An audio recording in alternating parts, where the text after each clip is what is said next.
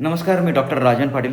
आज आपण बघणार आहोत ॲक्यूट आणि क्रोनिक यांचं डायग्नोसिस कसं करायचं. ज्यावेळेस आपण तिसऱ्या चरणमध्ये जातो, पहिलं चरण जे आहे ते आहे प्रकृती, दुसरं चरण जे आहे विकृती, तिसरं चरण ज्यावेळेस आपण तिसऱ्या चरणमध्ये जातो. तिसऱ्या चरणमध्ये कसं जायचं हे आपण नाडी परीक्षेमध्ये शिकलो आहोत. तिसऱ्या चरणमध्ये जातो त्यावेळेस मुख्य प्रकृतीचा जो उपप्रकार आहे, मुख्य प्रकृती. मग मुख्य प्रकृती कोणती आहे? ज्यावेळेस आपण 2-3 बोटांपैकी 2 बोटांना नाडी लागते, त्यात ज्या बोटाला जास्त नाडी लागते ती मुख्य प्रकृती, ज्याला कमी नाडी लागते ती उपप्रकृती.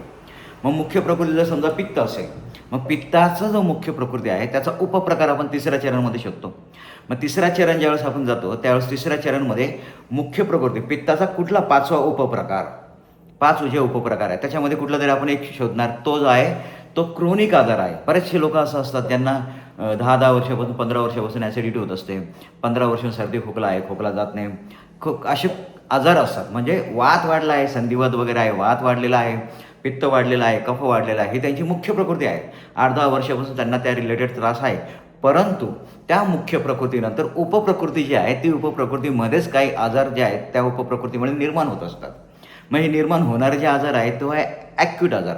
आणि क्रोनिक आजार म्हणजे जुनाट आजार, जो बऱ्याच वर्षापासून त्या व्यक्तीला समस्या आहे. एक छोटंसं उदाहरण घेऊ आपण. एक व्यक्ती आहे, त्याच्या पोटामध्ये दुखतं आहे, किडनी स्टोन आहे त्याला, आणि तो म्हणतो माझ्या पोटात दुखतं आहे. आता ज्यावेळेस तो तुमच्याकडे येईल त्यावेळेस तुम्ही त्याची नाडी चेक कराल, चेक केल्यानंतर तुम्ही त्याला सांगाल की तुमच्या शरीरामध्ये पित्त वाढलेलं आहे, हे झालं आहे, ते झालं आहे, पित्त रिलेटेड तुम्हाला काम करावं लागलं, डिटॉक्स करावं लागलं वगैरे वगैरे. तो म्हणतो की सर मला पित्त आहे 10 वर्षापासून, मी अशी गोळी घेतो, मी असं घेतलं की माझा प्रॉब्लेम सॉल्व्ह होतो, पण आत्ता पोट दुखतं आहे. आता पोट सगळ्या गोळ्या वगैरे घेऊन पोट थांबत नाही आहे, काय झालं ते बघा. म्हणजे त्या व्यक्तीला जुनाट आजार काय आहे? ॲसिडिटी. पण आता काय आहे? Kidney stone. मग आता हे कसं शोधायचं? तर आयुर्वेदाच्या दृष्टिकोनातनं डायग्नोसिस आपण 3 पद्धतीने करत असतो. सगळ्यात पहिलं काय आहे तर विकृती शोधणं. मग प्रकृतीला विकृतीतून डिटॉक्स करणं ही पहिली ट्रीटमेंट. डिटॉक्ससाठी आयुर्वेदामध्ये खूप मोठी कन्सेप्ट दिली आहे, ती म्हणजे पंचकर्म. मग पंचकर्मानंतर काय आहे तर समोरच्या व्यक्तीला जो आजार आहे तो कुठला आहे, म्हणजे त्याची मुख्य प्रकृती आहे, त्या मुख्य प्रकृतीचा जो उपप्रकार आहे, वाताचे 5 प्रकार, कफाचे 5 प्रकार, पित्ताचे 5 प्रकार. मग वात जर मुख्य प्रकृती असेल तर प्राणवायू, उदानवायू वगैरे कशा समस्या असतात तर ती शोधणं, आणि ती शोधल्यानंतर त्यावर ट्रीटमेंट करणं. त्याच्यानंतर अवयव ओळख. ज्यावेळेस आपण दोन्ही हातांना क्रॉस साईडने दोन्ही हातांना चेक करतो, दोन्ही हातांना चेक केल्यानंतर समोरच्या व्यक्तीच्या कुठल्या अवयवामध्ये समस्या आहे त्या रिलेटेड आपण त्याला ट्रीटमेंट देतो. एक छोटंसं अजून दुसरं उदाहरण बघू. डायबिटिक. आता मधुमेह हा जो आजार आहे, हा आजार ज्यावेळेस आपण चेक करतो त्यावेळेस समोरचा जो व्यक्ती आहे त्याची मुख्य प्रकृती काय आहे, त्याच्यानंतर विकृती काय आहे. मग मुख्य प्रकृतीने विकृतीला डिटॉक्स करणं हे पहिलं कन्सेप्ट. त्यानंतर मुख्य प्रकृतीचा उपप्रकार काय आहे त्यावर योगा, मेडिटेशन आणि ट्रीटमेंट देणं ही दुसरी कन्सेप्ट. आणि ज्यावेळेस आपण अवयव चेक करतो त्यावेळेस अग्नाशय म्हणजे पँक्रियाज आपल्याला जाणवतं, आणि पँक्रियाज जाणवल्यानंतर आपण त्या व्यक्तीला पँक्रियाट चांगलं म्हणजे इन्सुलिन सिक्रेशन प्रॉपर व्हावं, इन्सुलिन सेन्सिटिव्हिटी व्हावं, चांगली व्हावं, ह्या रिलेटेड आपण त्याला वसंत कुसुमाकर रस देतो. हे जी ट्रीटमेंट आहे म्हणजे लास्टला काय आहे, आपण अवयवाला ट्रीटमेंट दिली. तर वसंत कुसुमाकर रस हे औषध जे आहे ते डायबेटिकवाल्यांसाठी खूप छान आहे. तुम्ही काही महिने औषध घ्या, त्याच्यानंतर तुम्हाला कुठल्याही प्रकारची ॲलोपॅथिक आणि आयुर्वेदिक ट्रीटमेंट घ्यायची गरज नाही. ओके. तर मला हे म्हणायचं की आपण त्या व्यक्तीला आयुर्वेदाच्या दृष्टिकोनात 3 पद्धतीने त्या व्यक्तीला समजून घेतलं आणि 3 पद्धतीने त्या व्यक्तीला ट्रीटमेंट दिली. आयुर्वेदाच्या दृष्टिकोनात अशा पद्धतीने डायग्नोसिस केलं जातं आणि अशा पद्धतीने ट्रीटमेंट दिली जाते.